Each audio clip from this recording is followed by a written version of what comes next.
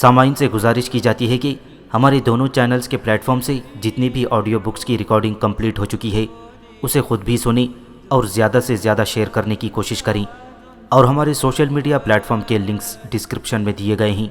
ہمیں سبسکرائب اور فالو ضرور کریں تاکہ آپ کو ضروری اپڈیٹس ملتے رہیں، اور ہماری ٹیم کی فنانشیل سپورٹ کے لیے پیٹریون کے لنک ضرور چیک کریں۔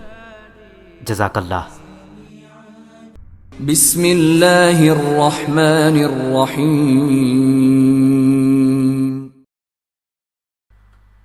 ابلیکا، صدیوں کے سکوت میں لپٹی ایک حسین داستان۔ مصنف اسلم راہی MA۔ ایپیسوڈ 35۔ ملتان شہر سے رخصت ہونے کے بعد یوناف ارض فلسطین میں کنانیوں کے جنوب مشرق میں آباد قوم فلسطین کے مرکزی شہر اشدود میں نمودار ہوا۔ باب البحر سے اشدود میں داخل ہو کر تھوڑا ہی آگے بڑھا تھا کہ اس نے دیکھا ایک تباہ حال انسان بوسیدہ کپڑے پہنے سر جھکائے ایک طرف جا رہا تھا۔ یوناف اس شخص کی حالت کو دیکھ کر بے حد متاثر ہوا۔ لپک کر وہ اس کے پاس آیا جو عمر میں 60 سے اوپر ہی ہوگا۔ اسے مخاطب کر کے یوناف نے کہا، میرا نام یوناف ہے اور میں اس شہر میں اجنبی ہوں۔ کیا آپ مجھے کسی اچھی اور صاف ستھری سرائے کی نشاندہی کر سکیں گے جہاں کا ماحول اچھا ہو اور میں وہاں رہ سکوں؟ اس شخص نے کہا، میرے ساتھ ہی آ جاؤ، میں جس طرف جا رہا ہوں ادھر شہر کی سب سے بڑی سب سے عمدہ مہنگی سرائے ہے۔ تم دیکھ لینا، اگر وہ تمہارے حال کے مناسب ہو تو تم اس میں رہ لینا، ورنہ اس کے قریب ہی کوئی دوسری سرائے دکھا دوں گا۔ اس شہر اشدود میں ایلامی، بابلی، کنانی اور مصری سوداگر کافی تعداد میں آتے ہیں، لہٰذا یہاں سراؤں کی کمی نہیں ہے۔ یوناف اس کے ساتھ ہو لیا، لیکن چند قدم آگے جا کر اس نے کہا، کیا آپ مجھے اپنا نام نہ بتائیں گے، اور کیا میں پوچھ سکتا ہوں کہ آپ اس وقت کہاں اور کس غرض سے جا رہے ہیں؟ اس شخص نے یوناف کی طرف دیکھے بغیر کہا، میرا نام ظعور ہے۔ اس کے بعد وہ خاموش ہو گیا۔ یوناف نے دوبارہ اس سے پوچھا، آپ صرف اپنا نام بتا کر خاموش کیوں ہو گئے؟ کیا آپ بتانا پسند کریں گے کہ آپ کہاں اور کس غرض سے جا رہے ہیں؟ ظعور نے پہلی بار غور سے یوناف کی طرف دیکھا۔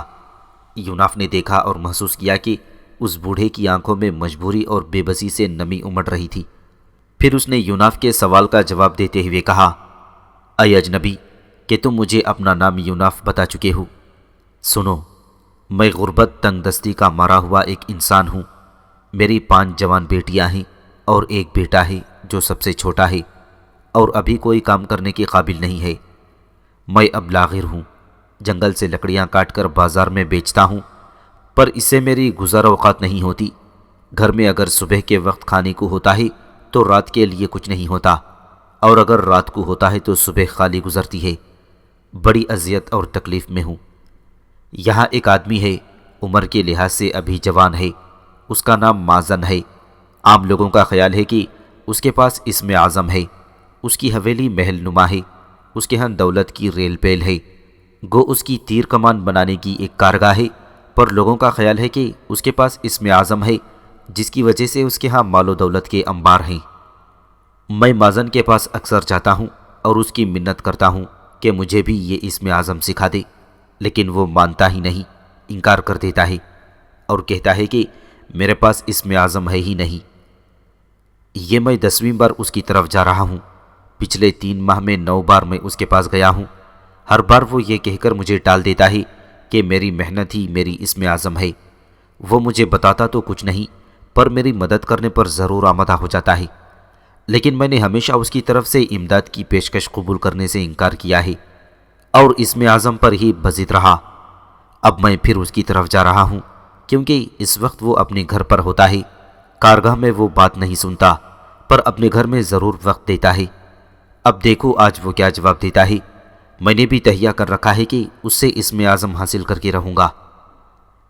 ظعور خاموش ہوا تو یوناف نے پوچھا، اے بزرگ ظعور، کیا میں بھی مازن کے پاس تمہارے ساتھ جا سکتا ہوں؟ ظعور نے خوشی کا اظہار کرتے ہوئے کہا، ہاں ہاں ضرور چلو، اس کے بعد میں تمہیں سرائے کی طرف لے جاؤں گا۔ پھر دونوں خاموشی سے آگے بڑھنے لگے۔ ظعور کے ساتھ آگے جاتے ہوئے یوناف نے دل ہی دل میں اور پھر کسی قدر بلند آواز سے ابلیکا کو پکارا، لیکن اس کی پکار کا کوئی جواب نہ آیا۔ حالانکہ اس سے قبل وہ ابلیکا کو اس انداز میں پکارتا تو وہ فوراً اس کی گردن پر اپنا لمس دے کر اس کی پکار کا جواب دیتی تھی۔ یوناف کو بڑی مایوسی ہوئی اور اس کے چہرے پر پریشانی اور فکر مندی کے جذبے بکھر گئے۔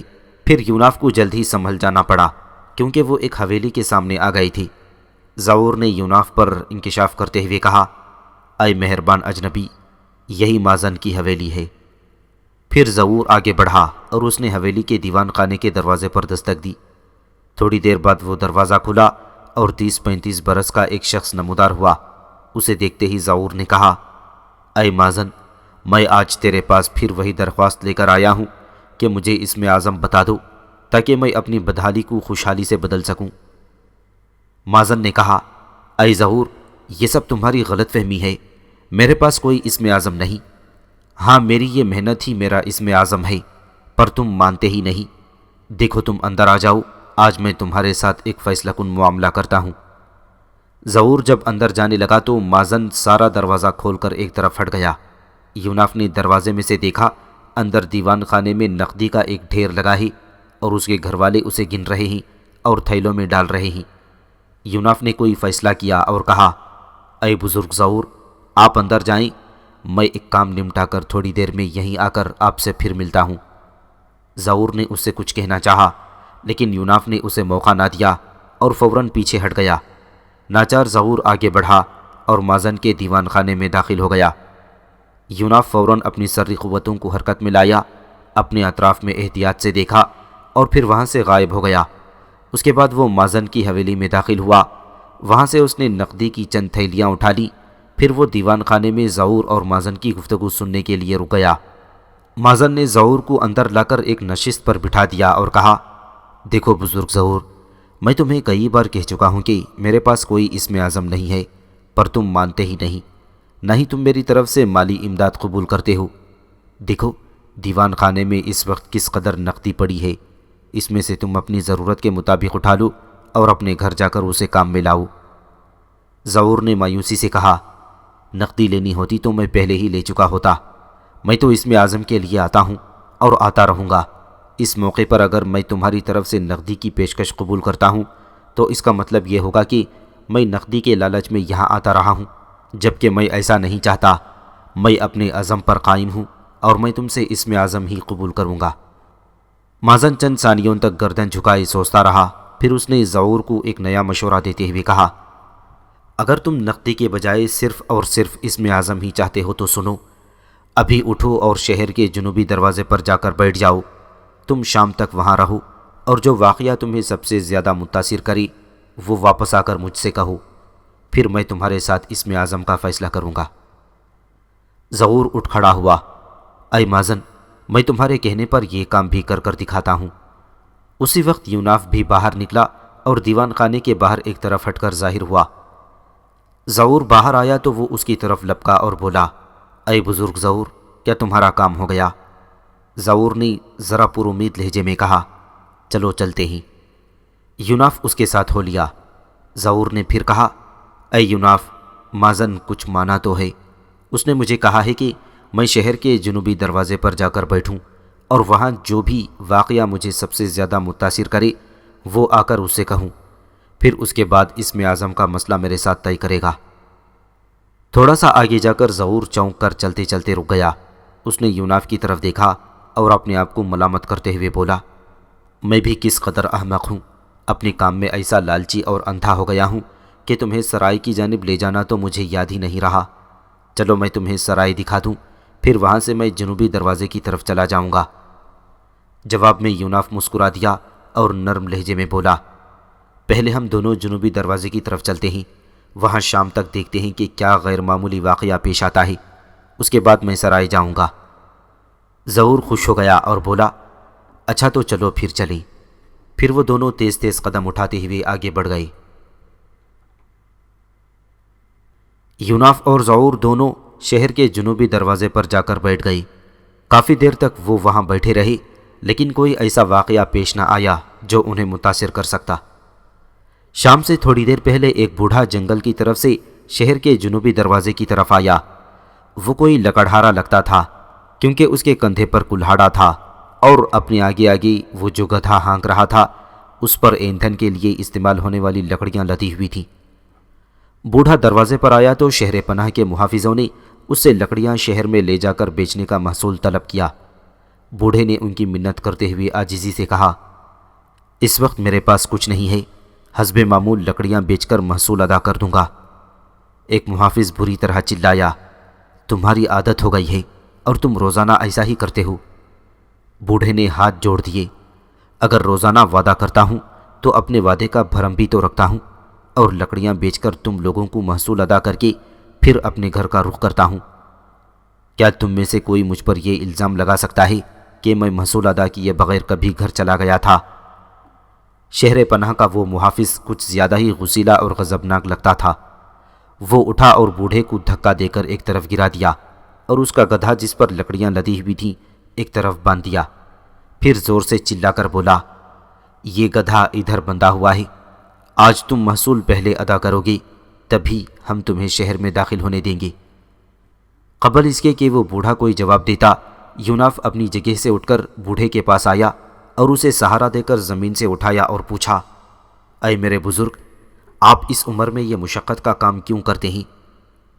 بوڑھا اپنے کپڑے جھاڑتے ہوئے بولا، میں پچھلے چند روز سے ہی یہ کام کر رہا ہوں، اس سے پہلے میرا بیٹا یہ کام کرتا تھا، یہ کام ہی ہماری روزی کا واحد ذریعہ ہے، پر میرا بیٹا پچھلے کئی روز سے بخار میں مبتلا ہے، گھر میں کھانے اور اس کے علاج کے لیے کچھ نہیں ہے، میں بڑی مشکل سے تھوڑی سی لکڑیاں کاٹ کر بازار میں بیچ دیتا ہوں، بڑی مشکل سے گزر بسر ہوتی ہے، پھر بھی اس اللہ کا شکر ہے جو وحدہ لا شریک ہے، وہ جس حال میں رکھے ہم خوش ہیں۔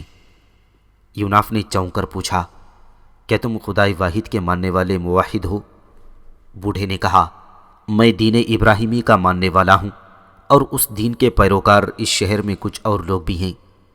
یوناف نے بوڑھے پر انکشاف کرتے ہوئے شفقت سے کہا، اے میرے بزرگ، تمہاری طرح ہی میں خدائے واحد کو لا شریک مانتا ہوں، اس کی ذات ہی عبادت کے قابل ہے، اور صرف اسی کی ذات ہے جسے مدد کے لیے پکارا جا سکتا ہے، اس لیے کہ وہی سب کا خالق اور کارساز ہے۔ اے میرے بزرگ، پس یہ بات اب میرے اور تیرے درمیان ظاہر ہو گئی ہے کہ ہم دونوں کے درمیان خدائے وحدہ لا شریک کے ماننے کا ایک رشتہ ہے، اور یہ رشتہ میرے خیال میں زبان، نسل، علاقائیت کے سارے رشتوں سے اعلیٰ اور ارفع ہے۔ تو پھر اے میرے بزرگ، یوناف نے ذرا رک کر اپنے لباس کے اندر سے نقدی کی ایک تھیلی نکالی اور زبردستی اس بوڑھے کو تھما کر دوبارہ کہا، اے میرے بزرگ، یہ آپ میری طرف سے قبول کر لیں، اسے اپنے کام میں لائیں، اس میں سے ان لوگوں کو محصول ادا کریں اور اپنا گدھا لے کر گھر کو جائیں، اور اس نقدی سے اپنی آئندہ زندگی کو خوشحالی اور سکون سے گزارنے کی کوئی تدبیر کریں۔ بوڑھا یوناف سے کچھ کہنا چاہتا تھا کہ یوناف پلٹ کر ظہور کی طرف آیا اور اس کا بازو تھامتے ہوئے کہا، اے ظہور، ہمیں متاثر کرنے والا اس بوڑھے کا یہ حادثہ تو ہو گیا، آؤ اب مازن کے پاس جا کر اس واقعے کا ذکر کریں۔ ظہور اٹھ کھڑا ہوا، ہاں تم ٹھیک کہتے ہو، ہمیں اب مازن کے پاس جا کر اس واقعے کا ذکر کرنا چاہیے۔ وہ دونوں وہاں سے چل دیے۔ بوڑھا چند لمحے تعجب اور ممنونیت کے ملے جلے جذبوں کے ساتھ وہاں سے جاتے یوناف کی طرف دیکھتا رہا۔ جب یوناف ظہور کے ساتھ وہاں سے چلا گیا تو اس نے محافظوں کو محصول ادا کرنے کے لیے تھیلی میں سے ایک سکہ نکالا اور تھیلی اپنے لباس میں چھپا لی۔ پھر وہ محافظوں کے پاس آیا اور انہیں وہ سکہ دیتے ہوئے کہا، یہ سکہ یقیناً اس محصول سے زیادہ ہے جس کا تم مجھ سے مطالبہ کرتے ہو، بہرحال تم یہ سکہ رکھ لو، یہ مجھے وہ شخص دے گیا ہے جس نے مجھے زمین پر سے اٹھا کر تسلی دی، اور وہ بے غرض انسان مجھے شکریہ کا موقع دیے بغیر ہی یہاں سے چلا گیا۔ شہر پناہ کے محافظوں نے وہ سکہ بوڑھے سے لے لیا۔ بوڑھے نے اپنا گدھا کھولا اور اسے ہانکتا ہوا شہر میں داخل ہو گیا۔ یوناف اور ظہور ایک بار پھر مازن کی حویلی کی طرف آئی اور مازن کے دیوان خانے کے دروازے پر دستک دی۔ جلد ہی مازن نے خود ہی دروازہ کھولا۔ ظہور نے خوشی کا اظہار کرتے ہوئے اس پر انکشاف کیا، اے مازن، تمہارے کہنے کے مطابق میں شہر پناہ کے جنوبی دروازے پر جا کر بیٹھ رہا اور ایک ایسا واقعہ بھی میرے دیکھنے میں آیا جس نے مجھے بے حد متاثر کیا۔ اور ہاں مازن، یہ جوان جو میرے ساتھ ہے یہ شہر میں اجنبی ہے، اس کا نام یوناف ہے، اس نے مجھ سے شہر کی سب سے اچھی سرائے کا پتہ پوچھا، پر افسوس میں ابھی تک اسے اپنے کام میں ساتھ ساتھ لیے پھرتا ہوں۔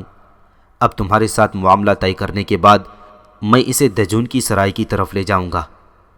مازن نے خوش دلی سے پہلے آگے بڑھ کر یوناف سے مصافحہ کیا، پھر اس نے فیصلہ کن انداز میں ظہور سے کہا، اگر تم نے جنوبی دروازے پر کوئی حادثہ دیکھا ہے تو پھر آؤ آپس میں مل کر اسم اعظم کا معاملہ طے کر لیتے ہیں۔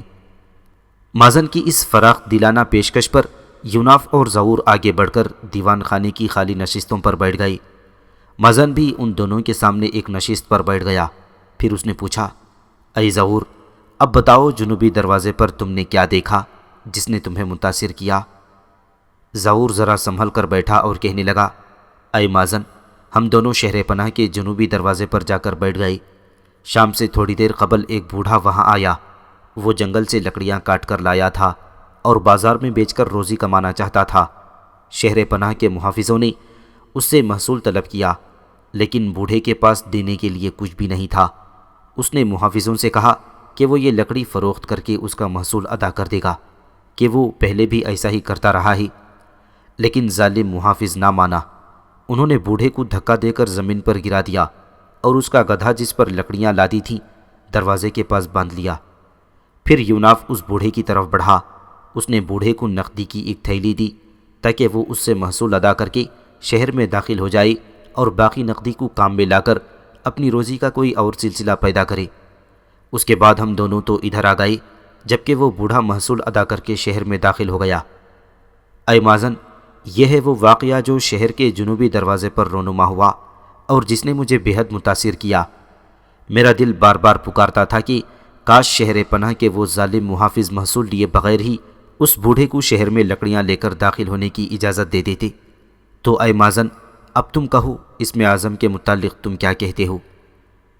مازن نے ہلکی ہلکی مسکراہٹ کے ساتھ جواب دیا، اے ظہور، میرا جواب یہ ہے کہ وہ بوڑھا ہی میرا استاد ہے جس کی تم مدد کر کے آئے ہو۔ اسی نے مجھے اسم اعظم سکھایا تھا۔ اپنی جوانی میں وہ بوڑھا لکڑہارا تھا اور خوشحال تھا۔ شہر کے اندر اس کی لکڑیوں کی بہت بڑی دکان تھی اور شہر کی اکثر سراؤں کو وہی لکڑیاں مہیا کرتا تھا۔ پھر اس کا کام مندہ ہونے لگا کیونکہ وہ خود بوڑھا ہو گیا اور اس کا بیٹا کام اور محنت سے جی چرانے لگا۔ جب وہ بوڑھا خوشحال تھا تو میں غربت و افلاس کا مارا ہوا تھا۔ بس میں نے اس بوڑھے کو دیکھتے ہوئے محنت کرنا شروع کی۔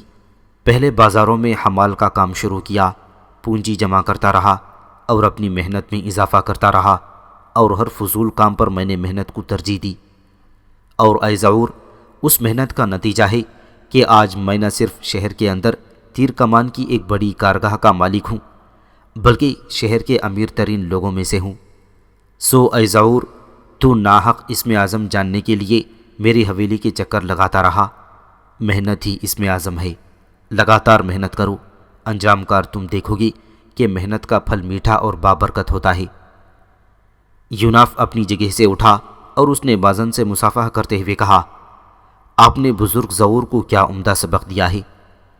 پھر اس نے ظہور کا ہاتھ پکڑ کر اٹھایا اور کہا، اے بزرگ ظہور، اٹھو چلے، مجھے اب سرائے کی طرف لے چلو، میں راستے میں اس ساری گفتگو کی حقیقت تم پر کھول دوں گا۔ ظہور نے ایک مایوس نگاہ مازن پر ڈالی، پھر احتجاجی انداز میں یوناف کی طرف دیکھا۔ اس کے بعد وہ اٹھ کھڑا ہوا اور دونوں خاموشی سے حویلی سے باہر نکل گئے۔ مازن دیوان خانے کے دروازے پر کھڑا ان دونوں کو دیکھتا رہا۔ جب وہ دونوں اس کی نگاہوں سے اوجھل ہو گئے تو اس نے دروازہ بند کر دیا۔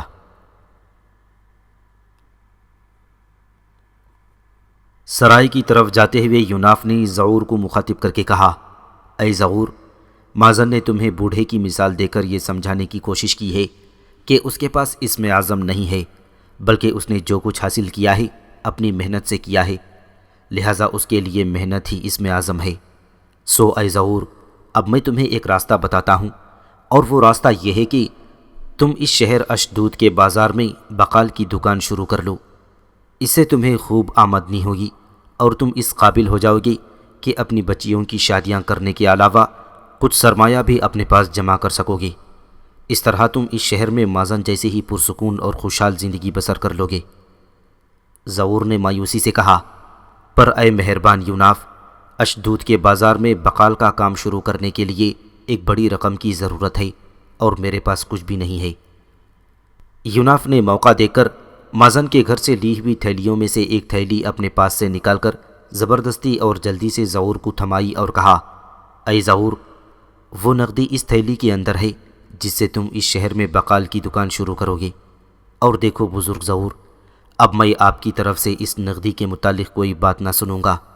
آپ اسم اعظم کے پیچھے پڑے ہوئے تھے، اب جب کہ اس کی کوئی امید نہیں رہی تو یہی سمجھ لو کہ اب تمہاری محنت ہی تمہارے لیے اسم اعظم ثابت ہوگی، لہٰذا اس رقم سے محنت اور دیانت داری کے ساتھ اپنا کام شروع کر دو۔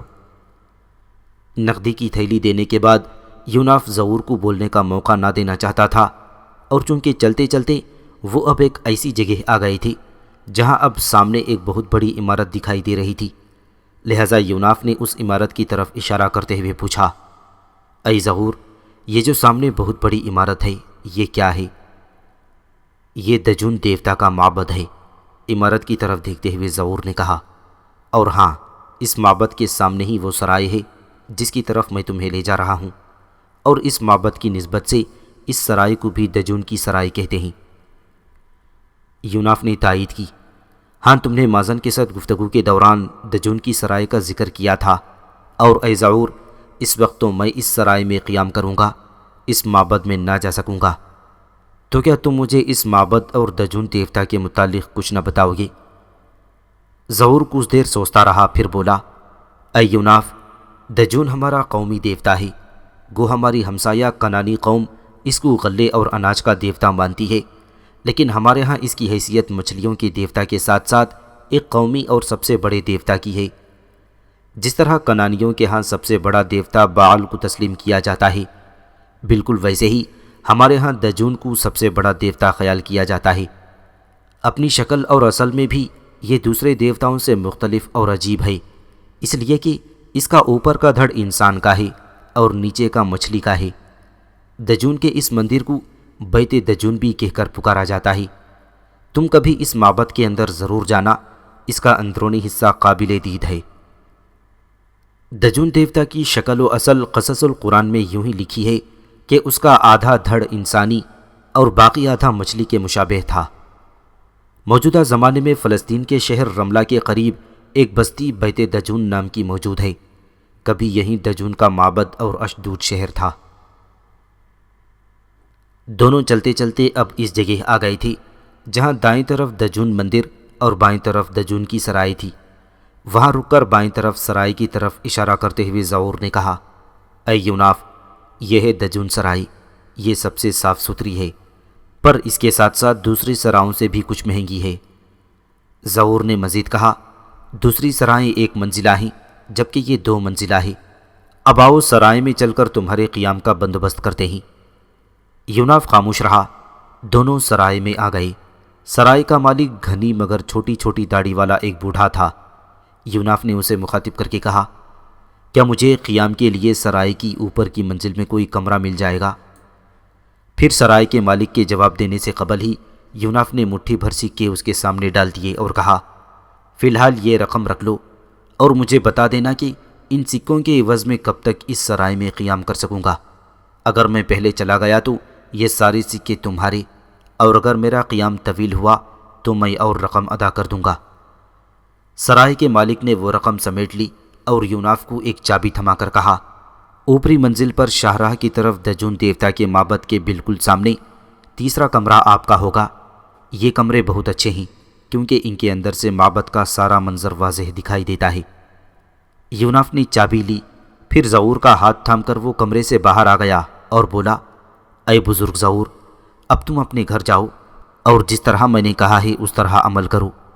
میرا اللہ تمہارے کام میں برکت دے گا اور بہت جلد تم اپنی مشکلات اور مصائب پر قابو پانے میں کامیاب ہو جاؤ گی۔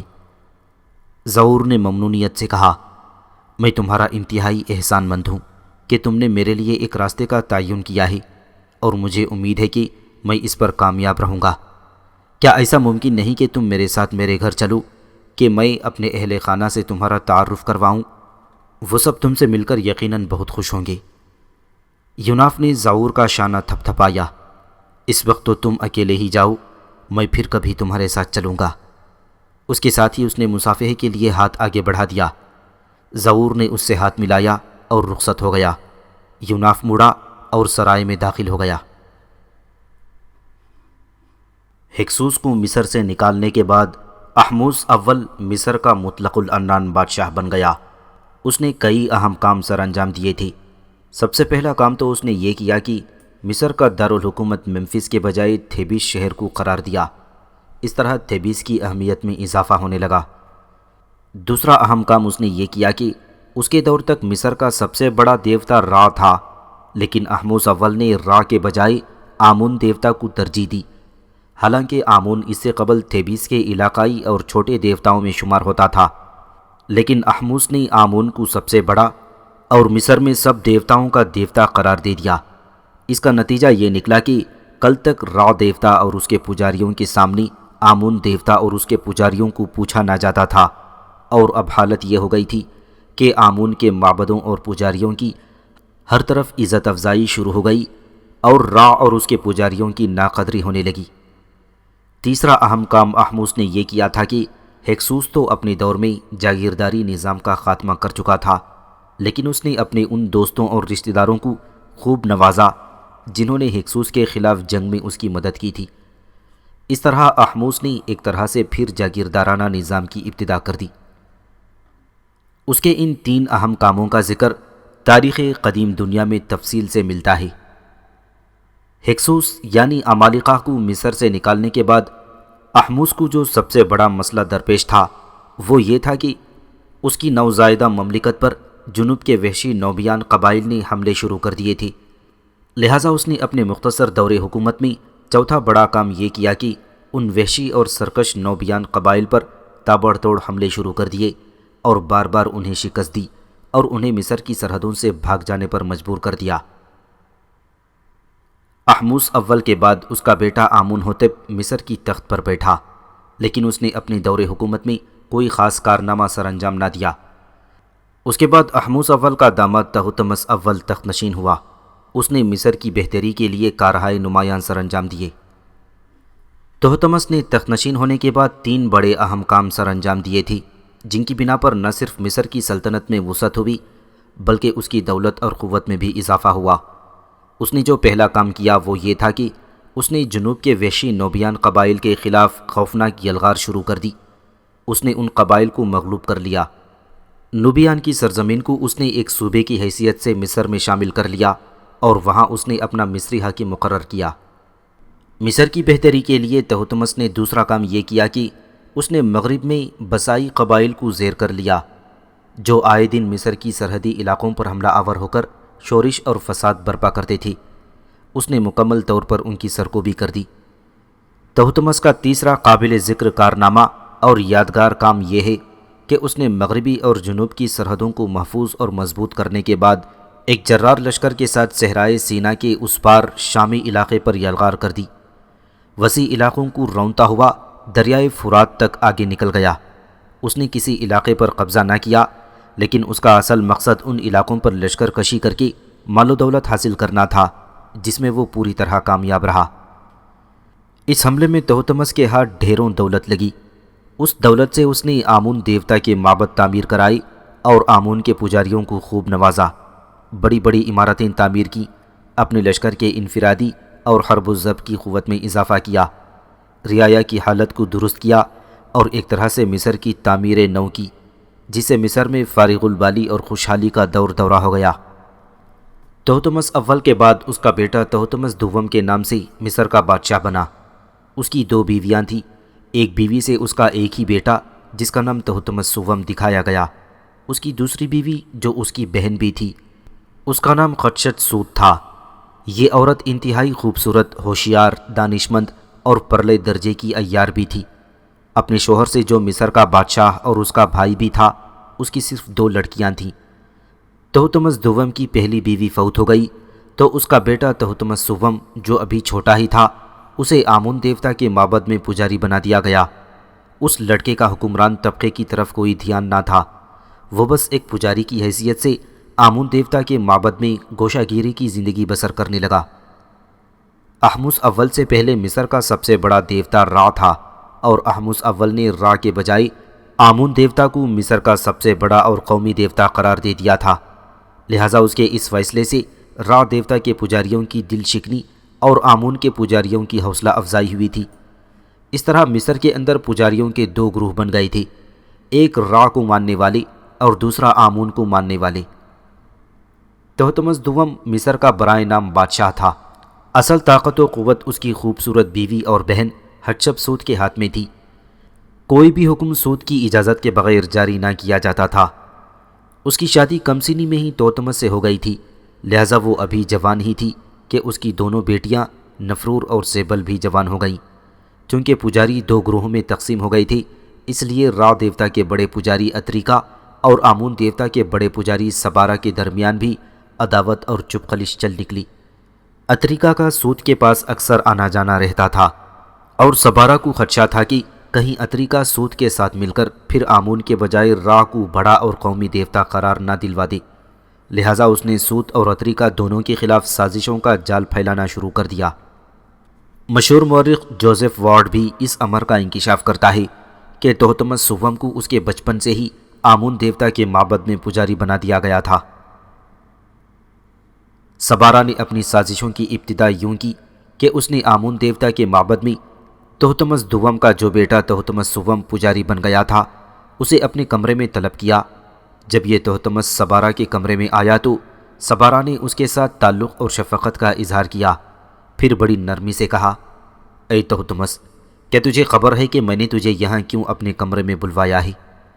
تہتمس نے اپنی لا علمی کا اظہار کیا، میں کیا جانوں آپ نے مجھے کیوں طلب کیا ہے، اگر آپ نے مجھ سے کوئی خدمت لینی ہے تو کہیں۔ سبارا نے سوالیہ انداز میں پوچھا، اصل موضوع کی طرف آنے سے پہلے تم مجھے یہ بتاؤ کہ تمہارے دل میں آمون دیوتا کے لیے کس قدر محبت اور عقیدت ہے؟ تہتمس نے بڑی جانصاری سے دعویٰ کیا، آمون دیوتا کے لیے تو میں اپنی جان تک قربان کر سکتا ہوں۔ اگر کوئی معاملہ آمون دیوتا کی عزت اور وقار کا ہے تو آپ بے دریغ کہیں، آپ دیکھیں گے میں آمون دیوتا کے لیے قربانی دینے والوں میں سب سے آگے رہوں گا۔ سبارا نے اطمینان اور خوشی کا اظہار کرتے ہوئے کہا، اے تہتمس، ہم آمون دیوتا کے لیے تم سے کسی قربانی کا مطالبہ نہیں کرتے، ہم تو بس دیوتا کی خوشنودی کے لیے تمہیں تمہارے باپ کے بعد مصر کا بادشاہ دیکھنا چاہتے ہیں۔ تہتمس نے حیرانی سے سبارا کی طرف دیکھا اور پوچھا، لیکن میرے بادشاہ بن جانے سے آمون کی ذات پر کیا بہتر اثر پڑے گا؟ بلکہ اے بزرگ سبارا، آپ جانتے ہیں کہ مجھے بادشاہت اور حکمرانی سے کوئی دلچسپی نہیں، اور ایک پجاری کی حیثیت سے میں اپنے آپ کو آمون کے اس معبد کی خدمت کے لیے وقف کر چکا ہوں۔ سبارا نے ماہرانہ انداز میں گرہ لگائی، اے تہتمس، میں تمہارے اس جذبے کی قدر کرتا ہوں، لیکن اگر آمون دیوتا کا وقار ہی خطرے میں ہو تو تمہارے اس اپنے آپ کو وقف کر دینے کے عمل سے دیوتا اور اس کے ماننے والوں کو کیا حاصل ہوگا؟ اس بار سبارا نے جو بات کہی اس پر تہتمس نے کسی قدر فکر مندی سے اور بکھرے بکھرے لہجے میں کہا، اے بزرگ سبارا، کس کی طرف سے آمون کے وقار کو خطرہ ہے؟ سبارا نے اب سازش اور معاملے کو واضح کرتے ہوئے کھولتے ہوئے پیش کر دیا، اے تہتمس، آمون دیوتا کو سب سے بڑا خطرہ تمہاری ماں حتشبسوت کی طرف سے ہے۔ تم میری باتوں کا برا نہ ماننا، لیکن میں تم پر یہ بات واضح کر دوں کہ تمہاری ماں کے پاس را دیوتا کے بڑے پجاری اتریکا کا کافی آنا جانا رہتا ہے، اور گزشتہ چند دنوں سے یہ آنا جانا کچھ زیادہ ہی ہو گیا ہے۔ میرا اپنا خیال یہ ہے کہ اتریکا ضرور حتشبسوت کو استعمال کر کے مصر میں را کو پھر سے قومی دیوتا کی حیثیت دلوانے کی کوشش کرے گا۔ ہم پہلے ہی بڑی مشکل میں اور انگنت مصائب سے گزرنے کے بعد آمون دیوتا کی عظمت بحال کرنے میں کامیاب ہوئے ہیں۔ اب اگر اتریکا نے حتشبسوت کے ساتھ مل کر پھر را کا بول بالا کر دیا تو یاد رکھو یہ را کے کٹر پجاری ہم سب کی گردنیں کاٹ کر رکھ دیں گے، اور آمون کی حیثیت ایک بار پھر ثانوی بلکہ گمنام دیوتا کی سی ہو جائے گی۔ تہتمس نے عاجزی، خوف اور اندیشے کے ملے جلے جذبات کے تحت پوچھا، اے سبارا، تو کیا آپ مجھے میری سوتیلی ماں حتشبسوت کے مقابلے میں لانا چاہتے ہیں؟ یاد رکھیے وہ انتہائی عقل مند اور زیرک خاتون ہے۔ اگر اسے ذرا سا بھی شک ہو گیا کہ میں اس کے راستے میں رکاوٹ بن رہا ہوں تو وہ مجھے یوں اپنی راہ سے ہٹا دے گی کہ کسی کو کانوں کان خبر بھی نہ ہوگی۔ بہتر یہی ہے کہ آپ مجھے اس کے مقابلے پر نہ لائیں۔ آپ جانتے ہیں کہ میرا باپ تو نام کا بادشاہ ہے، اصل اقتدار تو اس عورت کے پاس ہے اور حکومت کا کوئی فیصلہ بھی اس کی اجازت کے بغیر نہیں ہوتا۔ اگر آپ حدشت سود اور اتریکہ کے خلاف کوئی کارروائی کرنا ہی چاہتے ہیں تو مجھے اس میں ملوث نہ کریں۔ سبارہ نے اسے تسلی دی۔ تم میری باتوں کا غلط مطلب لے رہے ہو تہتمس۔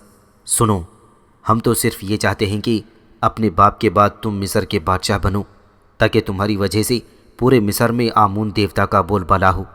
ہم یہ بھی چاہتے ہیں کہ تمہارا باپ اپنی زندگی میں ہی تمہیں اپنا ولی عہد مقرر کر دے، اور تمہاری سوتیلی ماں کی بیٹی اور تمہاری بہن نفرور سے تمہارا بیاہ کر دے۔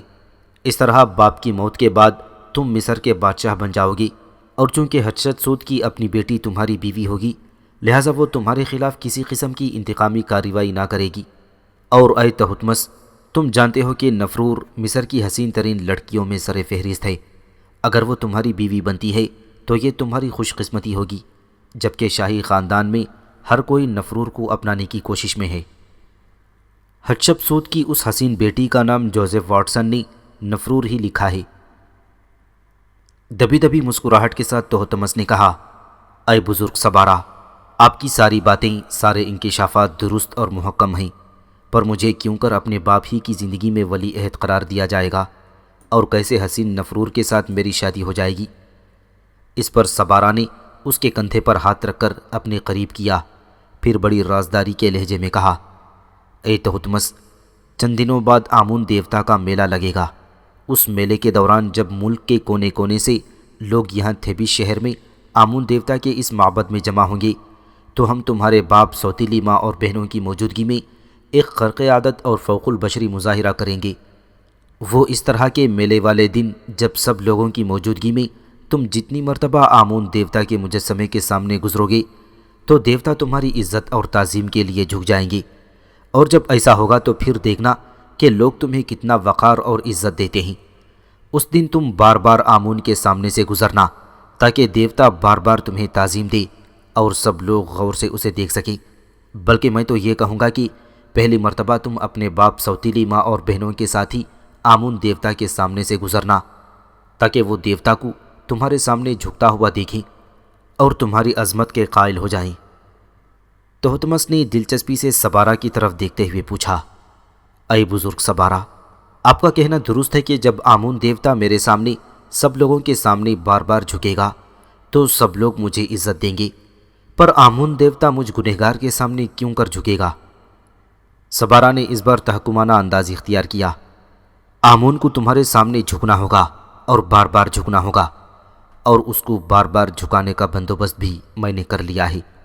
آمون کے جھکنے کے بعد تم بھی دیکھنا کہ میں تمہیں مملکت کا ولی عہد کیسے بناتا ہوں اور کس طرح نفرور سے تمہاری شادی کا انتظام کرتا ہوں۔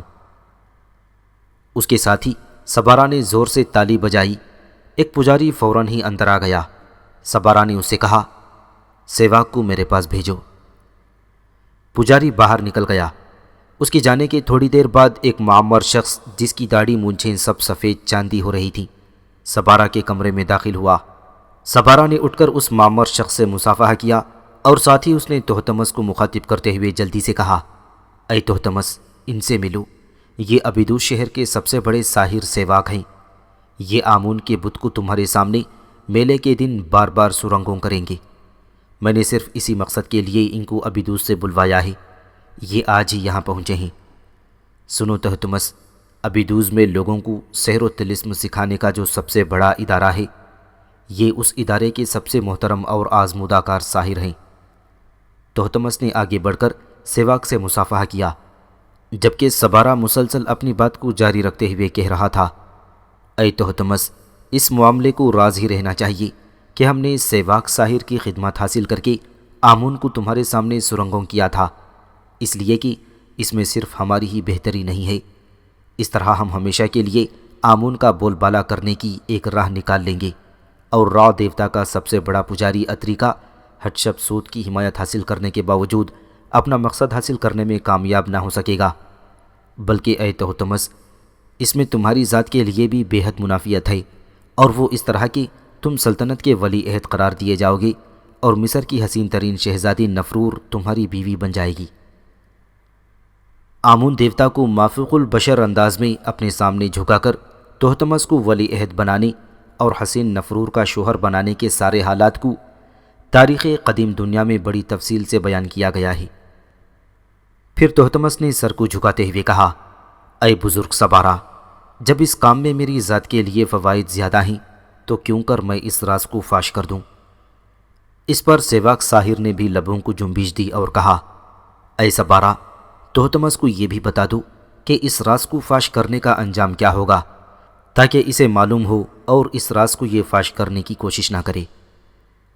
سبارہ نے ساحر کے کہنے پر تہتمس کی طرف دیکھا اور تنبیہ کرنے کے انداز میں کہا، اے تہتمس، آمون دیوتا کو تمہارے سامنے سرنگوں کرنے کا راز اگر تم نے کسی پر کھول دیا تو تمہارا انجام ایسا ہی ہوگا جیسا کہ اس وقت تمہارے سامنے ایک پجاری کی مثالی حالت پیش کی جا رہی ہے۔ اس کے ساتھ ہی سبارہ نے ایک بار پھر تالی بجائی اور جواب میں پھر وہی پجاری کمرے میں داخل ہوا جو سیواک کو بلا کر لایا تھا۔ سبارہ نے انتہائی سنجیدہ لہجے میں اسے مخاطب ہوا، اے آمون دیوتا کے پجاری، کمرے کی مشرقی دیوار کے ساتھ لگ کر کھڑے ہو جاؤ تاکہ تمہیں مثل بنا کر سیواک تہتمس کو یہ دکھائی کہ اس کے اور ہمارے درمیان جو رازدارانہ معاہدہ ہو رہا ہے، اگر اس راز کو اس نے افشا کیا تو اس کا کیا انجام ہوگا۔ پجاری نے کوئی اعتراض نہ کیا، نہ کوئی استفسار کیا، بس خاموشی سے سبارہ کے حکم پر اس نے کمرے کے مشرقی دیوار کے ساتھ کمر ٹکا دی اور کھڑا ہو گیا۔ اسی لمحے سیواک نے ایک ہڈی اس پجاری کی طرف زور سے لہرائی۔ ہڈی میں سے ایک سفید رنگ کا بالکل میدے جیسا سفوف نکل کر دھوئیں کی مانند پجاری پر پھیل گیا، پھر وہ گاڑھے دھوئیں کی شکل اختیار کر گیا۔ اس کے اندر عجیب و غریب، خوفناک اور بری ہیبت قسم کی شبہیں دکھائی دینے لگی تھیں۔ پھر یہ شبہیں بڑی اور واضح ہوتی چلی گئیں، ایسا لگ رہا تھا جیسے ان شبہوں نے دھوئیں اور آگ کا طوفان اگل دیا ہو۔ پھر ان ہیولوں نے ہولناک انداز میں پجاری کے جسم میں تبدیلی کی ابتدا کر دی۔ اسی لمحے پجاری کی ہولناک اور نہایت بھیانک چیخیں بلند ہونے لگیں۔ پھر دیکھتے ہی دیکھتے اس کا گوشت جسم سے اترنا شروع ہو گیا اور ساتھ ہی ساتھ یہ گوشت جل کر ختم ہونے لگا، یہاں تک کہ وہاں صرف پجاری کی ہڈیوں کا ڈھانچہ ہی رہ گیا تھا۔ دھواں اور اس کے اندر رقص کرتی صورتیں غائب ہو گئیں۔ یہ صورتحال دیکھ کر تہتمس چلا اٹھا، نہیں نہیں بزرگ سبارہ، میں یہ راز ہرگز ہرگز افشا نہ کروں گا۔ پھر وہ اپنے کانوں میں انگلیاں دے کر بھاگتا ہوا کمرے سے نکل گیا۔ جس روز بڑے پجاری سبارہ نے ساحر سیواک کے ہاتھوں ایک پجاری پر سحر کر کے تہتمس کو راز افشا نہ کرنے کا عبرت خیز درس دیا تھا، اس کے چند روز بعد ہی آمون دیوتا کا میلہ شروع ہوا۔ میلے والے دن سبارہ اور سیواک نے مل کر بہترین انتظامات کیے تھے اور اس روز مصر کے کونے کونے سے لوگ وہاں آ کر جمع ہو گئے۔ یہ لوگ اپنے نذرانے چڑھائے اور منتیں مانتے ہوئے آمون کے بت کے سامنے سے گزر رہے تھے۔ جس وقت مصر کا بادشاہ تہتمس دوم اپنی بیوی حشتپسوت، اپنی دونوں بیٹیوں نفرور اور سیبل اور اپنے بیٹے تہتمس سوم کہ جو آمون دیوتا کے معبد میں پجاری تھا وہاں سے گزرنے لگا تھا، تو بڑا پجاری سبارہ اور ساحر سیواک اس موقع پر مستعد اور چوکنے ہو گئے۔ پھر عین اس وقت جب کہ تہتمس سوم آمون دیوتا کے بت کے سامنے سے گزرنے لگا تو سیواک نے اپنے سحر کے زور سے آمون دیوتا کے بت کو تہتمس سوم کے سامنے یوں جھکایا جیسے کوئی زندہ انسان کسی کے سامنے تعظیم کی خاطر جھکتا ہے۔ اس محیر العقول اور فوق الفطرت انکشاف کو دیکھ کر تہتمس دوم، اس کی بیوی، بیٹیاں اور وہاں موجود ان گنت لوگ متعجب اور متحیر ہو گئے۔ پھر انہوں نے یہ بھی دیکھا کہ جب تہتمس سوم وہاں سے گزر گیا تو آمون دیوتا کا بت پھر پہلے کی طرح سیدھا ہو گیا۔ تہتمس دوم نے یہ منظر دیکھا تو اپنی بیوی اور بیٹیوں کے ساتھ وہاں رک گیا۔ پھر اپنے بیٹے تہتمس سوم کو حکم دیا کہ وہ دوبارہ آمون دیوتا کے سامنے سے گزرے۔ واپس جاتے ہوئے بھی جب بادشاہ کا پجاری بیٹا آمون دیوتا کے بت کے سامنے سے گزرا اور جب وہ دوبارہ ان کی طرف آتے ہوئے دیوتا کے سامنے آیا، تب بھی آمون دیوتا کا بت اس کے سامنے پھر سرنگوں ہو گیا۔ اس دوران بڑا پجاری سبارہ سیواک کے پاس سے ہٹ کر بادشاہ کے پاس آ کھڑا ہوا۔ آمون دیوتا کو یوں مافوق الفطرت انداز میں جھکا کر تہتمس سوم کو وارث بنانے اور نفرور سے شادی کے واقعات تاریخ قدیم دنیا میں تفصیلاً لکھے گئے ہیں۔ بادشاہ نے اپنے اعتماد اور پختگی کی خاطر اپنے پجاری بیٹے تہتمس کو کئی بار آمون کے بت کے سامنے سے گزارا اور ہر بار آمون دیوتا کا بت اس کے سامنے تعظیم کے لیے جھکا تھا۔ پھر بادشاہ نے اپنے پجاری بیٹے کو بلا کر گلے لگایا اور اپنے قریب کھڑے پجاری سبارہ کو مخاطب کر کے پوچھا، اے بزرگ سبارہ، تو نے دیکھا کہ جب بھی میرا بیٹا آمون کے سامنے سے گزرتا ہے تو وہ اس کے سامنے جھک جاتا ہے، تم اس بارے میں کیا کہتے ہو؟ سبارہ نے اس موقع کو اپنے لیے غنیمت اور سود مند خیال کیا اور فوراً ہی اس نے اپنے خیالات کا اظہار کر دیا۔ اے بادشاہ، آمون دیوتا کا کسی کے سامنے یوں تعظیم کے لیے جھک جانا کوئی عام اور معمولی بات نہیں ہے۔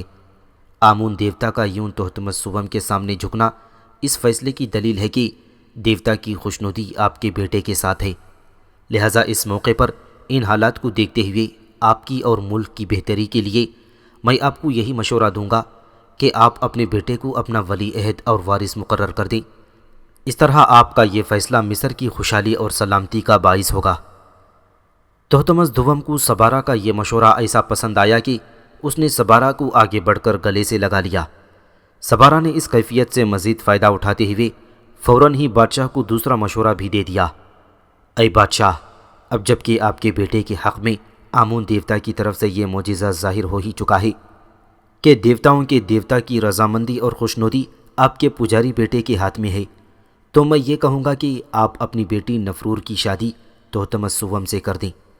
آپ کے ایسا کرنے سے آپ کے بعد سلطنت میں کوئی خرابی، خلل، غدر و فتنہ اور ہنگامہ کھڑا نہ ہوگا، اور ہکسوس کو اس سرزمین سے نکالنے کے بعد آپ کے جد امجد دبان نے جس سلطنت کی بنیاد رکھی ہے اور وہ زیادہ مضبوط، اٹل اور مستحکم اور پائیدار ہو کر رہ جائے گی، اور لوگ آپ کے اس یادگار فیصلے پر آپ کی تعریف بھی کریں گے۔ مصر کے بادشاہ تحتمس دوم کو پجاری سبارہ کی یہ گفتگو ایسی بھلی لگی کہ آمون دیوتا کے معبد سے واپس جانے کے بعد اس نے تحتمس سوم کے اپنے وارث ہونے کا اعلان کر دیا، اور ساتھ ہی اس نے اپنی حسین ترین بیٹی نفرور کی شادی بھی اس کے ساتھ کر دی۔ اس کے کچھ ہی عرصے بعد تحتمس دوم مر گیا اور تحتمس سوم مصر کا بادشاہ بنا۔ مصر میں چونکہ رواج تھا کہ باپ کے مرنے کے بعد ماں از خود اصولی طور پر بڑے بیٹے کی زوجیت میں آ جاتی ہے، پس تحتمس دوم کے بعد حتشبسوت بھی تحتمس سوم کی بیوی بن گئی۔ یوں وہ اور اس کی بیٹی نفرور بیک وقت تحتمس سوم کی بیوی بن گئی تھی۔ حتشبسوت کی پہلی شادی چونکہ کم سنی میں ہی ہو گئی تھی، اس لیے گو اس کی دونوں بیٹیاں جوان تھیں، پر ابھی تو وہ خود بھی جوان ہی لگتی تھی اور اپنے چہرے اور جسمانی کشش کو برقرار رکھے ہوئے تھی۔ اپنے پہلے شوہر کی خاطر اس نے تحتمس سوم کو بھی اپنی گرفت میں کر لیا اور سارے احکامات اسی کی مرضی سے ہونے لگے۔ تحتمس سوم اس لیے بھی حتشبسوت کا مطیع و فرمان بردار بن گیا کہ مصر کے لوگ سود کو پسند کرتے تھے۔ حتشبسوت کی مقبولیت کی بڑی وجہ یہ تھی کہ اس کی ماں دبان کی اولاد میں سے تھی، لیکن جب پجاریوں نے دیکھا کہ تحتمس سوم بھی حتشبسوت کے سامنے دب گیا ہے اور سارے احکامات پہلے کی طرح اس کے حکم سے ہی چل رہے ہیں، تو انہوں نے دو کام کرنا شروع کیے۔ پہلا کام یہ کہ انہوں نے تحتمس سوم کو اکسانا شروع کیا کہ وہ حتشبسوت کو اپنے اوپر حاوی نہ ہونے دے اور ایک بیوی کی حیثیت سے اسے اپنا فرمان بردار بنا کر رکھے۔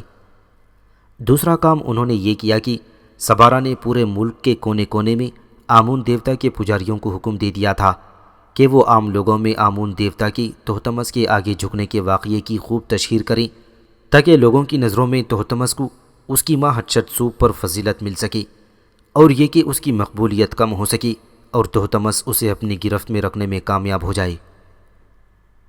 مورخین لکھتے ہیں کہ یہ دنیا کی پہلی خاتون ہے جس نے اپنے نام کے ساتھ بادشاہ کا لفظ استعمال کیا تھا اور مصر کی وسیع ترین سلطنت پر حکومت کی تھی۔ دراصل پجاریوں کے حتشبسوت کے خلاف ہونے کی سب سے بڑی وجہ یہ تھی کہ وہ یہ چاہتے تھے کہ حتشبسوت ہمسایہ ملکوں کے خلاف اعلان جنگ کر کے مصر کے اندر مال و دولت کے انبار جمع کرتی رہی، جس طرح اس کے آباء و اجداد نے کیا تھا۔ لہذا پجاری چاہتے تھے کہ دوسری اقوام کے خلاف حملوں کا سلسلہ جاری رکھا جائے تاکہ انہیں بھی کچھ ہاتھ لگے اور ان کی ذاتی دولت میں اضافہ ہو سکے، لیکن حتشبسوت اس کے الٹ کام کر رہی تھی۔ اس کے آبا نے چونکہ ہکسوس کو مصر سے نکالا تھا اور پھر دریائے فرات تک یلغار کر کے انہوں نے کافی دولت جمع کر لی تھی، لہٰذا وہ اپنے آبا کی ان فتوحات اور دولت پر ہی تکیہ کرنا چاہتی تھی۔ اسی لیے وہ اپنے ہمسایہ ملکوں پر حملے کر کے دولت سمیٹنے کے خلاف تھی، اور اس نے اپنی ساری توجہ اور توانائی ہمسایہ ممالک کے ساتھ تجارت اور مال کے لین دین میں صرف کی، لیکن پجاری اس کی یہ پالیسی پسند نہ کرتے تھے اور وہ دوسرے ملکوں کے خلاف جنگوں کا سلسلہ شروع کرنا چاہتا تھا، لیکن لوگوں کے اندر حتشبسوت کی مقبولیت کے باعث وہ مجبور تھا اور کوئی بھی کام اس کی خواہش اور رضامندی کے خلاف نہ کرتا تھا۔ آمون دیوتا کے پجاریوں نے اندر ہی اندر حتشبسوت کے خلاف اور تہتمس کے حق میں جو عوامی تحریک شروع کی تھی، اس کے اثرات نمایاں ہوتے دکھائی دینے لگے تھے، اور کچھ علاقوں کے لوگ یہ مطالبہ کرنے لگے کہ چونکہ آمون کی رضامندی اور خوشنودی تہتمس کے ساتھ ہے، لہذا سلطنت کا سارا کاروبار اور تمام فیصلے تہتمس کی ہی رضامندی اور حکم سے ہونے چاہیے، نہ کہ اس کی سوتیلی ماں کی طرف سے۔ پجاریوں کی دیکھا دیکھی کچھ لوگ یہ مطالبہ بھی کرنے لگے کہ ہمسایہ ملکوں کے خلاف حملے شروع کیے جائیں تاکہ مصر کی دولت میں اضافہ ہو اور لوگ خوشحال ہو جائیں۔ ان حالات میں جب کہ تہتمس کی عزت لوگوں کے اندر روز بروز بڑھ رہی تھی اور حتشب کا وقار گرنے کے اندیشے پیدا ہو رہے تھے، حتشب محتاط ہو گئی۔ وہ جان گئی کہ اس کا جوان شوہر اسے مکمل طور پر اپنی گرفت میں کرنے کے لیے پجاریوں کے ساتھ مل کر اس کے خلاف مہم چلا رہا ہے، لہذا اس نے بھی اپنی ذات کو سنبھالا دینے کے لیے ایک روز را دیوتا کے بڑے پجاری اتریکا کو طلب کیا تاکہ اس سے مشورہ کرنے کے بعد تہتمس اور آمون دیوتا کے پجاریوں کے خلاف کوئی قدم اٹھا سکے۔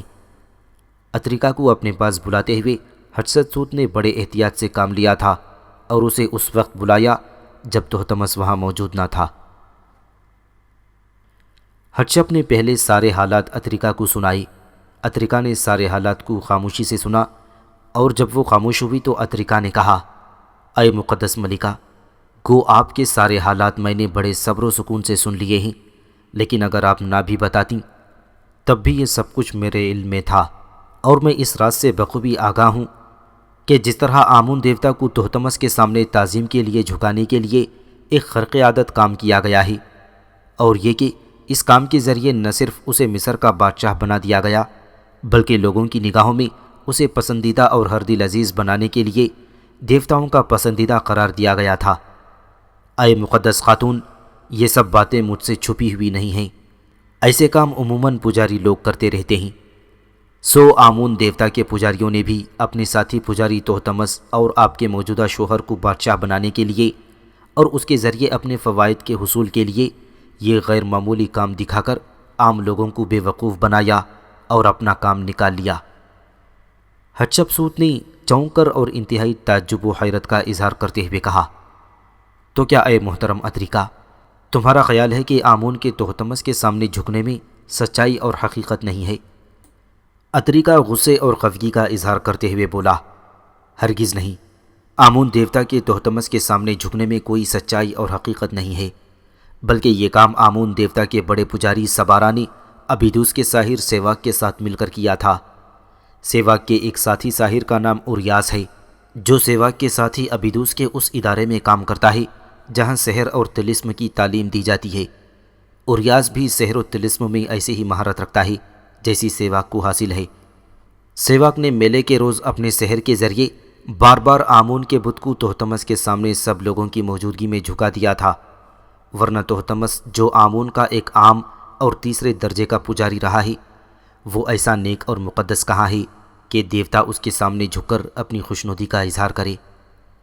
اے محترم ملکہ، اگر آپ پسند کریں تو میں ایسا ہی ایک فوق البشری واقعہ آپ کی ذات سے بھی منسوب کر سکتا ہوں، اور آپ کے حق میں ایسا واقعہ رونما ہو جائے گا کہ لوگوں میں آپ کا وقار اور عزت تہتمس سے بڑھ جائے گی۔ اس واقعے سے آپ کی حیثیت انتہائی اعلیٰ اور عرفہ ہو جائے گی، اور آپ پہلے کی طرح تہتمس کو اپنی گرفت میں رکھ کر سلطنت کے سارے احکامات اپنی مرضی سے جاری کرتی رہیں گی۔ اس صورت میں تہتمس کی حالت آپ کے ہاتھوں میں ایک مہرے سے زیادہ نہ ہوگی۔ مصر کی حکمران آپ ہوں گی، اور سب احکامات آپ ہی کی رضامندی اور منظوری کے بعد جاری ہو سکیں گی۔ اتریکا جب اپنی گفتگو تمام کر کے خاموش ہوا تو ملکہ حتشب نے بڑی بے چینی کا اظہار کرتے ہوئے اس سے پوچھا، لیکن اے محترم اتریکا، میرے حق میں یہ واقعہ کس قسم کا ہوگا اور کون اس کے ظہور کا باعث بنے گا؟ اتریکا نے ہلکی ہلکی مسکراہٹ کے ساتھ کہا، اے مقدس خاتون، جس طرح ابیدوس کے ساحر سیواک نے تہتمس کی خاطر آمون دیوتا کے بت کو جھکا دیا تھا اور اس کے بدلے میں سبارا سے بھاری معاوضہ وصول کیا تھا، اسی طرح ہم ابیدوس کے دوسرے ساحر اور سیواک کے دوست اریاس کی خدمت حاصل کریں گے اور اس کی مدد سے آمون دیوتا کے معبد میں ایک ایسے واقعے کا ظہور کریں گے جو تہتمس کے واقعے سے بڑا ہوگا۔ پھر آپ دیکھیے گا کہ جو کام ہم دکھائیں گے اس کے بعد آپ کے حق میں کیسے مثبت اثرات ظاہر ہوتے ہیں۔ ملکہ حتشپ نے پھر بے صبری سے پوچھا، لیکن یہ تو آپ نے بتایا ہی نہیں کہ آمون دیوتا کے معبد میں میرے حق میں کیسا اور کس قسم کا واقعہ ہوگا۔ اور ہاں، چند دنوں تک پھر آمون دیوتا کا سالانہ میلہ آ رہا ہے۔ میں چاہتی ہوں کہ میرے لیے آپ جو کام کرنا چاہتے ہیں وہ اسی میلے والے دن ہو تاکہ زیادہ سے زیادہ لوگ اسے دیکھ سکیں۔ اس طرح میرے حق میں زیادہ اور جلد تشہیر ہو سکے گی۔ اتریکا نے حامی بھرتے ہوئے کہا، ہاں، یہ کام آمون کے میلے والے دن ہی ہوگا، اور ساحر اریاس کے ذریعے آپ کی برتری کی خاطر جو کام ہم کریں گے وہ کام یہ ہوگا کہ میلے والے دن آمون دیوتا کا رخ الٹ کر دیوار کی طرف کر دیا جائے گا۔ اس کے ہاتھ میں ایک بہت بڑا قلم دکھا دیا جائے گا۔ دیوتا کے قریب ہی معبد کے ایک پجاری کی لاش پڑی ہوگی اور دیوتا کے سامنے دیوار پر یہ لکھ دیا جائے گا کہ حتشپ سوت کی ماں جو احموز بادشاہ کی بیٹی اور شہزادی تھی وہ اصل میں آمون دیوتا کی بیوی تھی، اور آمون دیوتا نے تہتمس اول کے روپ میں اس شہزادی سے شادی کی تھی، پس حتشپ سوت آمون دیوتا ہی کی بیٹی ہے۔ آمون دیوتا کے ہاتھ میں بڑا سا قلم دے کر اور اس کے پاس کسی پجاری کی خون میں لت پت لاش رکھ کر یہ تاثر دینے کی کوشش کی جائے گی کہ معبد کی دیوار پر وہ تحریر خود آمون دیوتا نے اپنے ہاتھ سے پکڑے قلم کو اس پجاری کے خون میں ڈبو کر لکھی ہے۔ اور اے مقدس ملکہ، جب لوگ اس تحریر کو پڑھیں گے تو آپ کو آمون دیوتا کی بیٹی جان کر وہ آپ کے ہر فیصلے پر اپنا سر خم کر دیا کریں گے۔ یوں آپ تہتمس کو اپنی گرفت میں رکھ کر مصر پر بادشاہت کر سکیں گی، اور ہاں، اریاس کو اس کام کے لیے ہمیں بھاری معاوضہ دینا پڑے گا۔ اتریکا کی گفتگو سن کر ملکہ کے چہرے پر خوشی اور سکون پھیل گیا۔ اس نے اتریکا کی بات کا کوئی جواب نہ دیا۔ اپنی جگہ سے اٹھ کر وہ فوراً ساتھ والے کمرے میں گئی۔ تھوڑی دیر بعد جب وہ لوٹی تو اس کے ہاتھوں میں نقدی کی 2 بڑی بڑی تھیلیاں تھیں۔ دونوں تھیلیاں اس نے اتریکا کے سامنے رکھ دیں اور کہا، یہ لے جاؤ اور اپنے منصوبے کو تکمیل تک پہنچا دو۔ ایک تھیلی اریاس کو دے دو اور ایک خود رکھ لو۔ اتنی رقم سیواک کو بھی اس کام کے بدلے میں نہ ملی ہوگی۔ اتریکا مسکراتے ہوئے اور مطمئن انداز میں بولا، یہ کام تو اب آپ ہوا ہی سمجھیں، لیکن آپ ایک احتیاط ضرور کریں۔ اگر اس معاملے کے بعد تہتمس آپ سے اس موضوع پر گفتگو کرے اور آپ سے یہ کہے کہ آپ نے یہ کام اپنی برتری کے لیے کسی ساحر کا سہارا لے کر کیا ہے اور اس راز کو فاش کرنے کی دھمکی دے اور آپ کو دبانے کی کوشش کرے، تو آپ ہرگز اس کے سامنے نہ جھکیں، بلکہ اسے صاف صاف یہ بتا دیں کہ میں جانتی ہوں آمون کے گزشتہ میلے میں اسے تمہارے سامنے جو جھکایا گیا تھا وہ سب دھوکہ اور فریب تھا، جس کی تکمیل سبارہ نے سیواک کے ساتھ مل کر کی تھی۔ ملکہ نے بڑی جرأت کا مظاہرہ کرتے ہوئے کہا، تم تہتمس کی فکر ہی نہ کرو۔ اس کی جو کمزوری اب مجھے تم نے بتا دی ہے اسے استعمال کر کے تو میں اسے اور زیادہ سختی سے اپنی گرفت میں رکھوں گی۔ اتریکا نے یہ سن کر نقدی کی دونوں تھیلیاں سنبھالیں اور اٹھ کھڑا ہوا۔ میں اب چلتا ہوں، آپ خاموش اور مطمئن رہیں۔ آمون کے میلے والے دن سب لوگوں کی موجودگی میں آپ کے حق میں اس تحریر کا فوق البشری کام ساحر اریاس کی مدد سے سر انجام دیا جائے گا۔ ملکہ حتشپ سوت نے مسکراتے ہوئے سر ہلا دیا اور اتریکا باہر نکل گیا۔